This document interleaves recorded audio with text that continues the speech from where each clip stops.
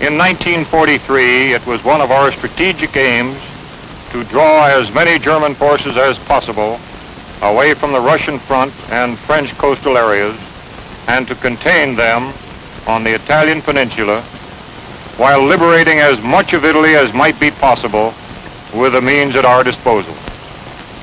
As the bulk of our supplies was directed to England for the forthcoming invasion, operations in Italy had to be conducted on an extremely limited scale. Thus it came about that during the winter months, the number of Allied divisions in Italy was greatly reduced.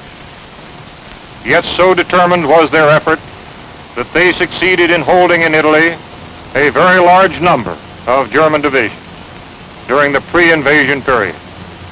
San Pietro in the 5th Army sector was the key to the Liri Valley. We knew it, and the enemy knew it. We had to take it, even though the immediate cost would be high. We took it, and the cost in relation to the later advance was not excessive. By its very nature, this success worked bitter hardships upon each individual soldier, calling for the full measure of his courage and devotion. The response of our 5th Army troops provides an inspiring page in our military history. To these individuals, living and dead, and to those who now continue in their tradition, this picture is dedicated.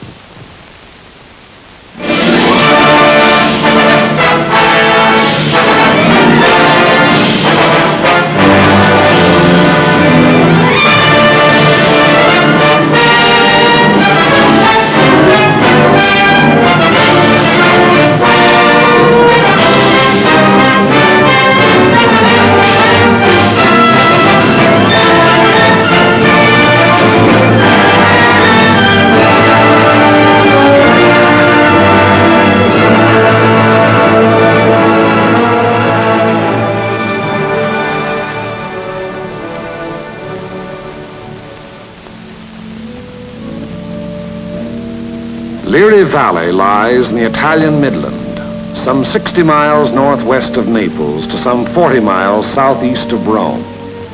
A wide, flat corridor enclosed between 4 walls of mountains.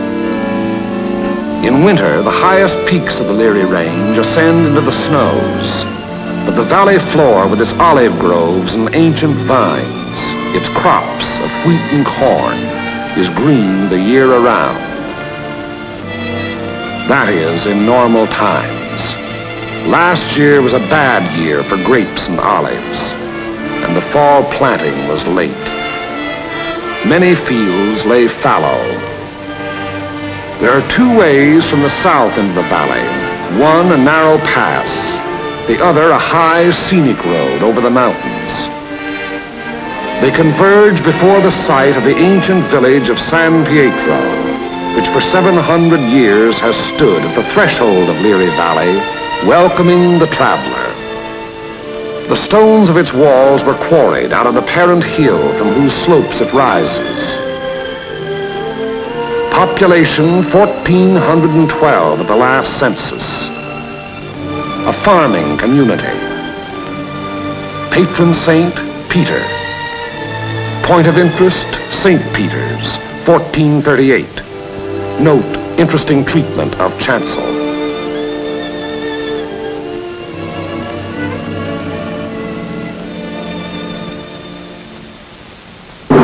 From the end of October 1943 until the middle of December, San Pietro and the surrounding ground was the scene of some of the bitterest fighting on our 5th Army front.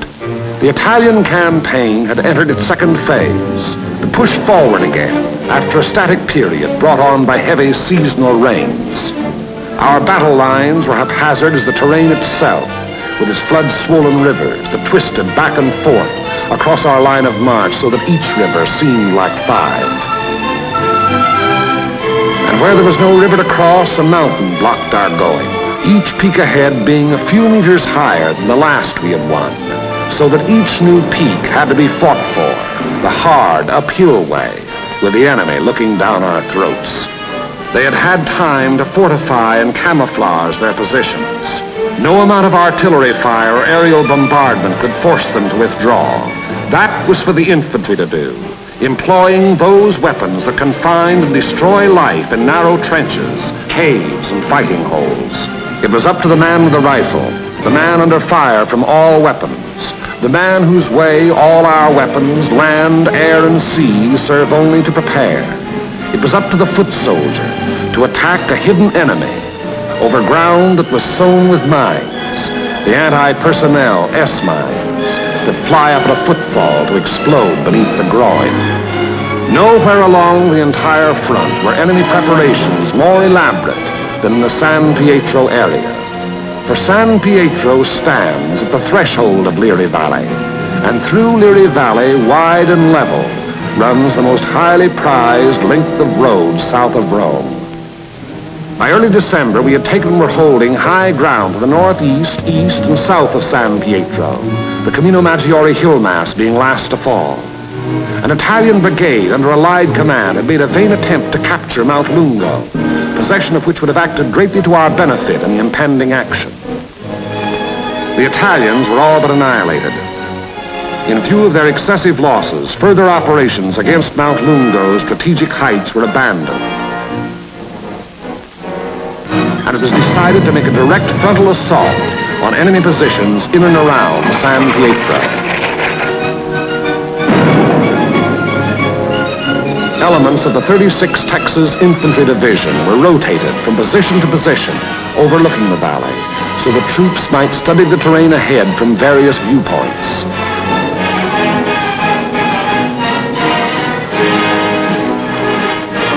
Patrol activity was continuous.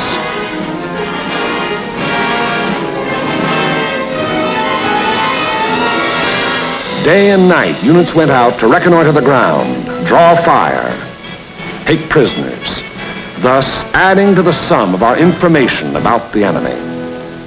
High points, Mount Lungo's 351 and Mount Simucro's 1205 and 950 were all manned in force. The town itself was strongly garrisoned with numerous mortar, machine gun, and heavy weapon emplacements. 4 enemy battalions were dug into a line of connecting trenches and mutually supporting pillboxes in depth that extended from the base of Mount Lungo, northeast across the valley floor to the base of Mount Simucro. Another battalion was organized to defend the high ground northwest of San Pietro. Areas before these positions were heavily mined and held a confusion of barbed wire and booby traps. On the afternoon before, D-Day and H-Hour were communicated to battalion commanders.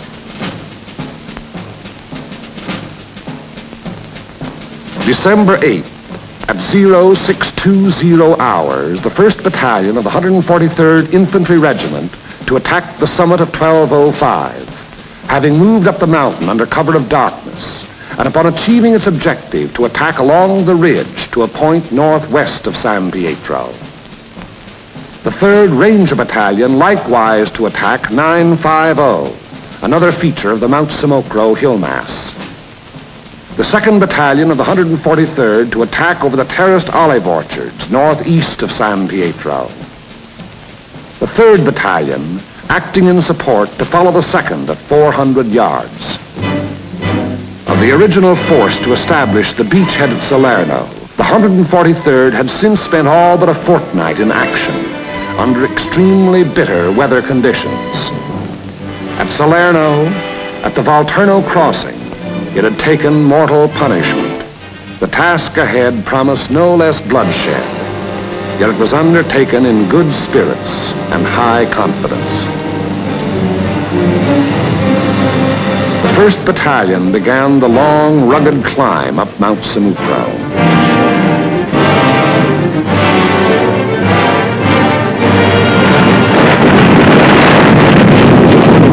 As night fell, our artillery opened up, and throughout the night hours, intense fire was laid down on the enemy's main line of resistance.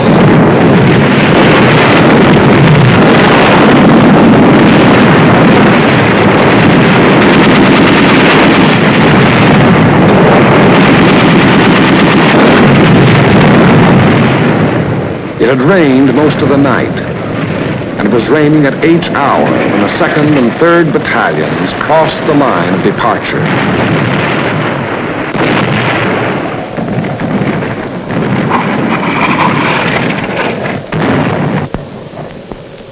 Some 200 yards forward, they encountered mines and automatic fire from pillboxes.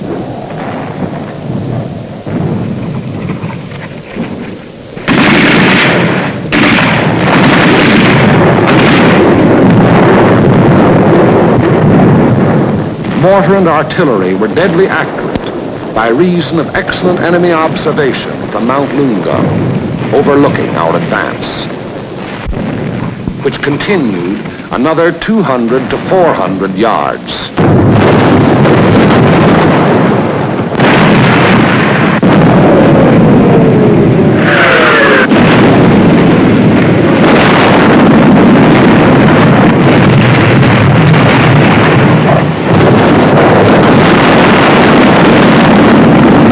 Many men gave their lives in attempts to reach pillboxes and throw hand grenades through the narrow gun openings. The 3rd Battalion was committed.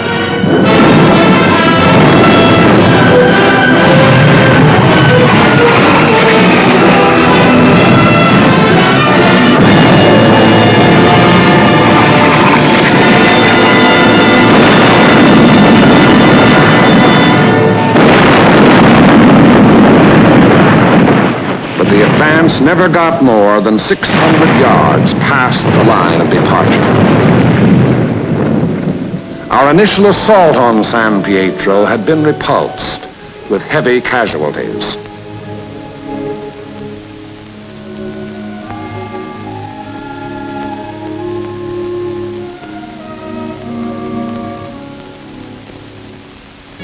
The attack on Hill 1205, however, was a brilliant success. Leading elements of the 1st Battalion had gained the summit of the objective before a strongly entrenched enemy knew that an assault was in progress.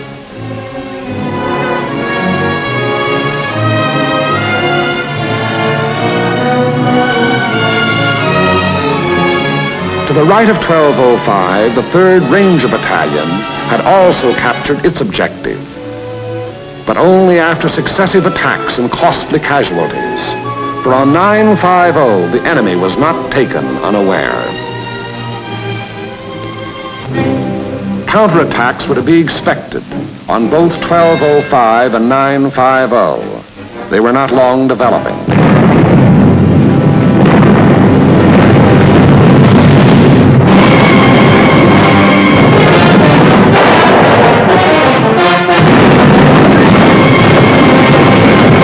The first was launched during the early daylight hours, and even as it was beaten off, another took form.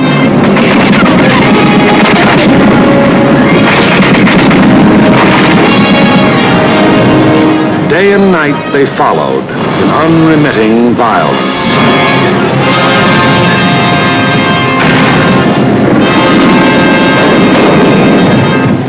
The toll of enemy dead mounted with each new attempt.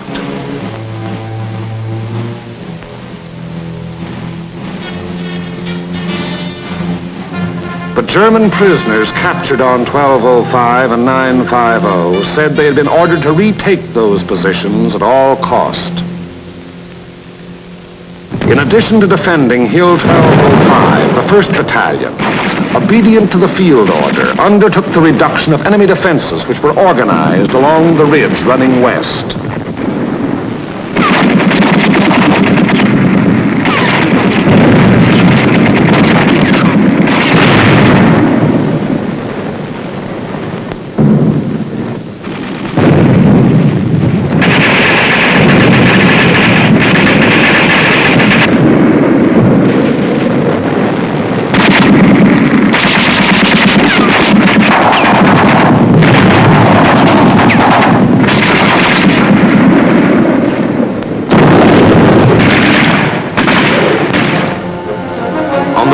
December, the 1st Battalion was reinforced by the 504th Parachute Battalion, which took over and maintained the defenses of 1205 and 950. thereby enabling the 1st Battalion to throw its entire remaining strength into the assault along the ridge.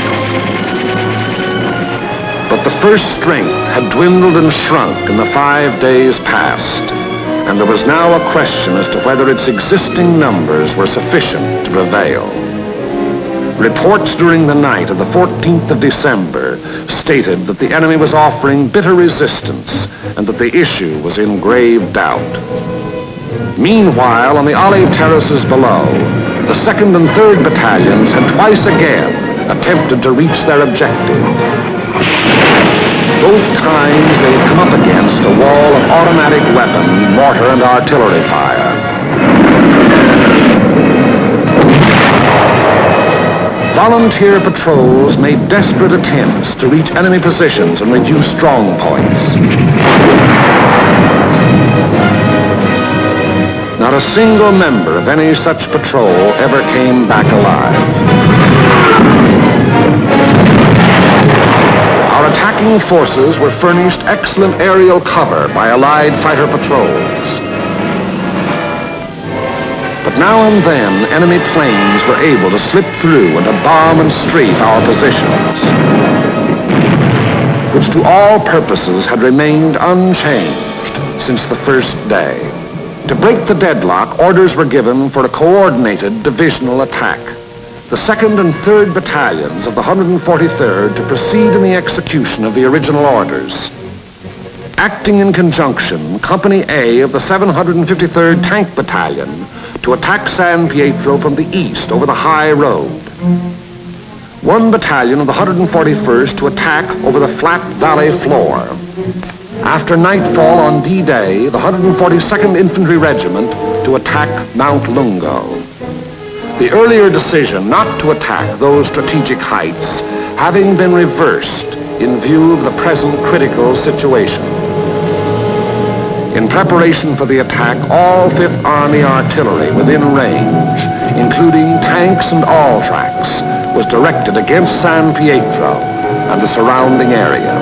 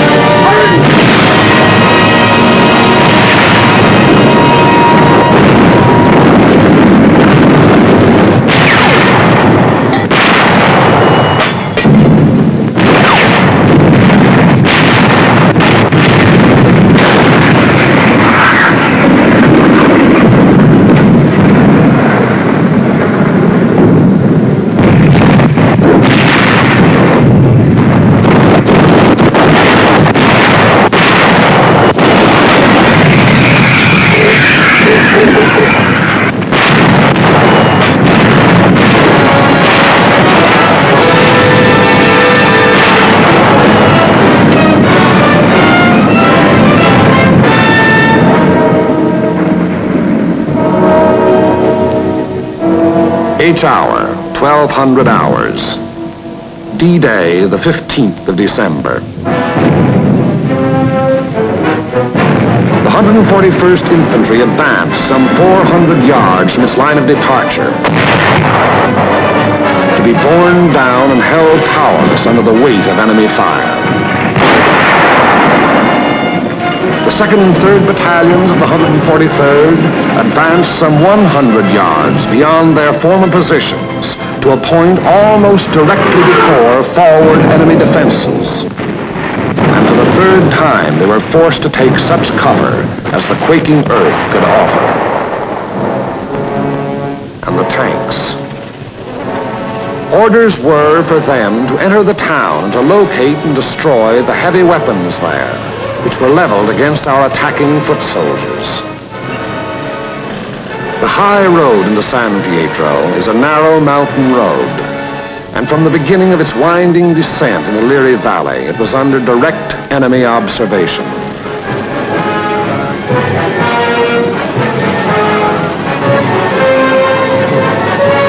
"16 tanks started down that road. 3 reached the outskirts of the town.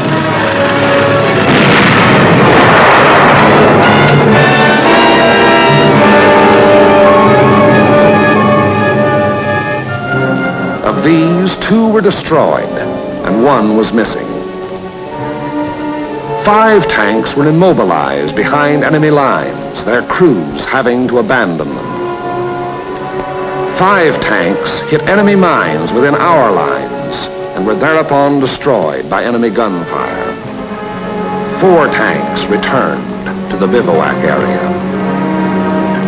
After dark, 2 companies, 1 from the 2nd Battalion and 1 from the 3rd, finally succeeded in penetrating enemy positions before San Pietro. But receiving both frontal and flanking fire, they were forced to retire.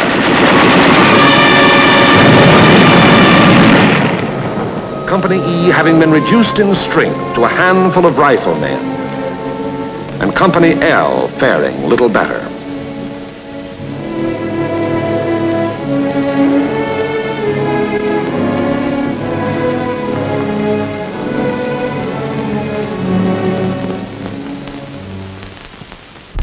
On the Mount Samocro Ridge, the 1st Battalion fought its way to within a few hundred yards of the objective.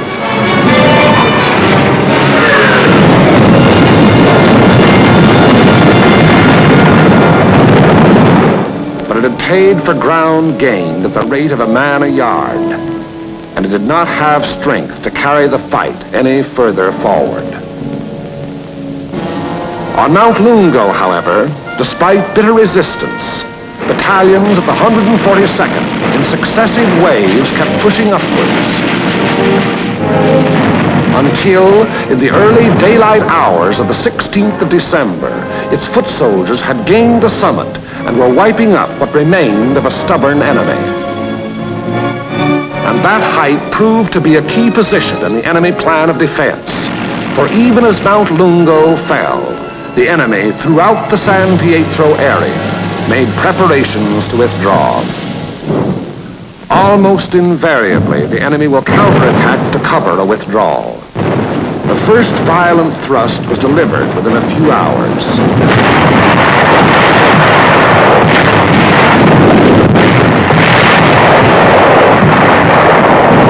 And thereafter, counterattacks came in waves, the roar of the last mingling with the rush and fury of the next to break. Many companies lost all their officers. Enlisted men came forward as inspirational leaders to rally their battered companies into resisting yet one more onslaught. Our own artillery was brought to fall within 100 yards of our front-line elements. After 5 hours, during which the earth never ceased to tremble, counterattacks ended, indicating that the withdrawal of the enemy's main body had commenced.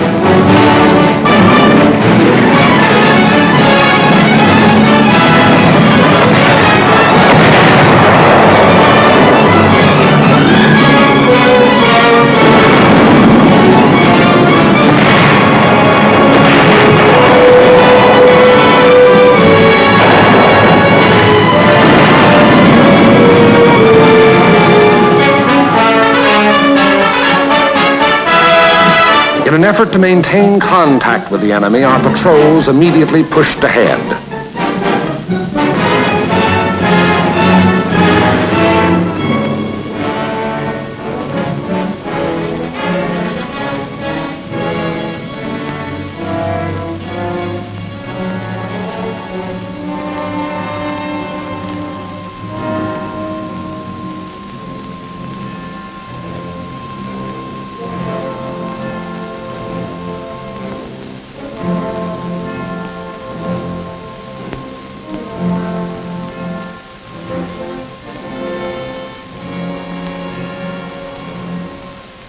Entering the town, they discovered that San Pietro was ours for the taking.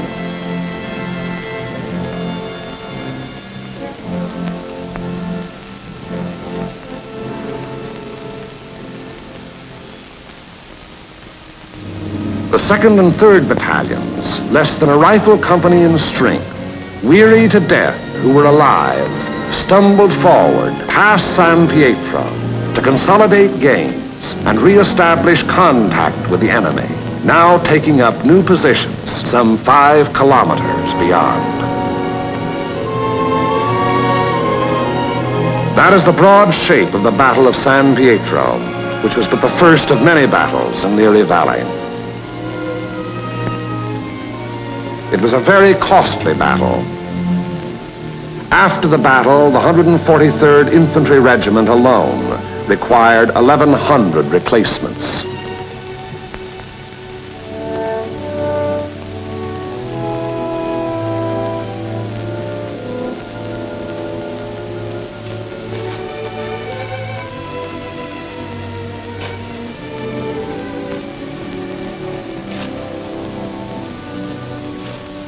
The lives lost were precious lives to their country, to their loved ones, and to the men themselves.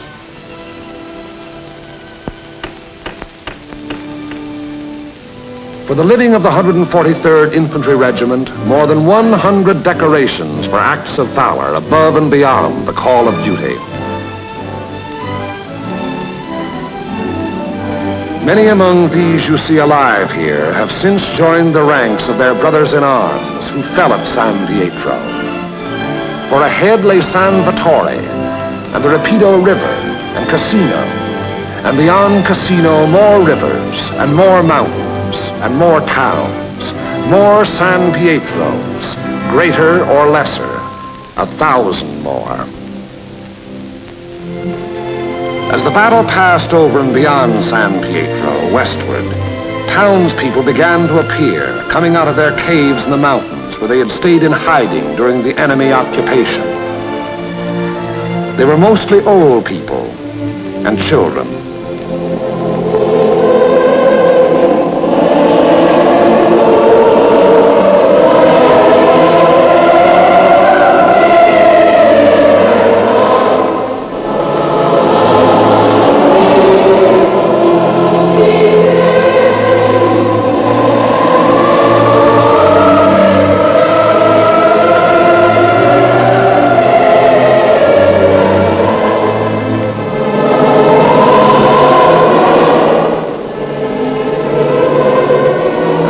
People were warned against enemy mines and booby traps, which were in the process of being cleared.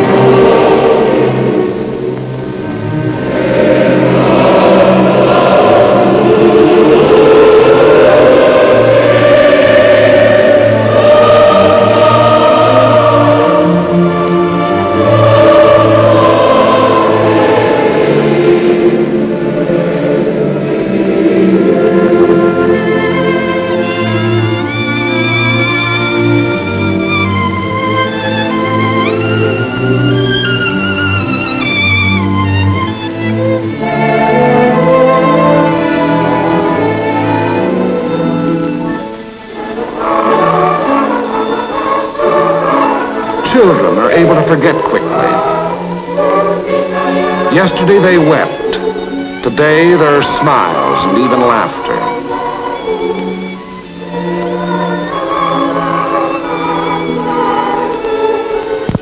Tomorrow it will be as though the bad things had never happened.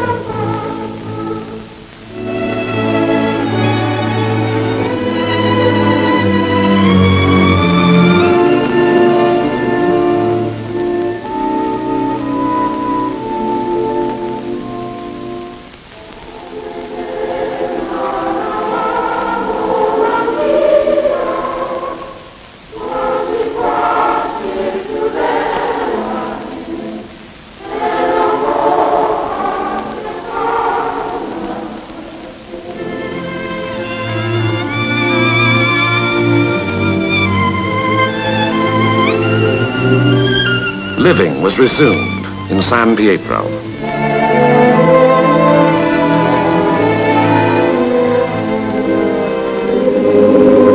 Our prime prime military aim being to engage and defeat the enemy, the capture of the town itself and the liberation of its people is of an incidental nature.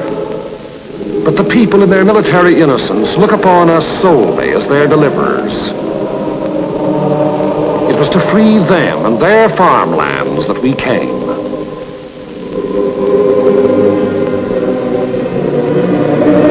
Behind our lines, southwest of the sea, the fields are green with growing crops planted after our coming by other people of other towns who believed likewise.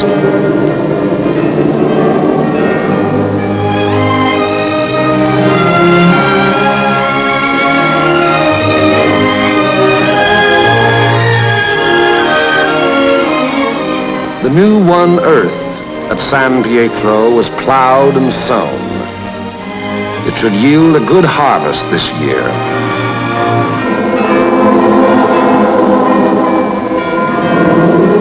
And the people prayed to their patron saint to intercede with God in behalf of those who came, delivered them, and passed on to the north with the passing battle.